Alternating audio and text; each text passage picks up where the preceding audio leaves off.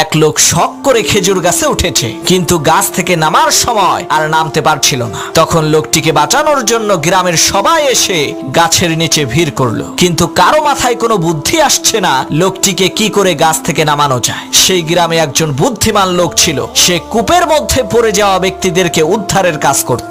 সেই বুদ্ধিমান লোক সেখানে এসে একটি রশি খেজুর গাছের মাথায় ছুঁড়ে মারলেন এবং খেজুর গাছের আগায় বসে থাকা সেই লোকটিকে রশিটি ধরে মাজায় বেঁধে ফেলতে বললেন, আর রশির অপর প্রান্তে কয়েকজন লোককে ধরতে বললেন।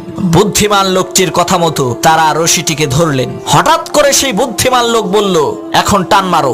লোকেরা রশি ধরে টান দিল, সাথে সাথে সেই খেজুর গাছে থাকা লোকটি মাটিতে পড়ে মারা গেল। তখন গ্রামের লোকেরা বলল, আপনি এটা কেমন কাজ করলেন? লোকটা মরে গেল।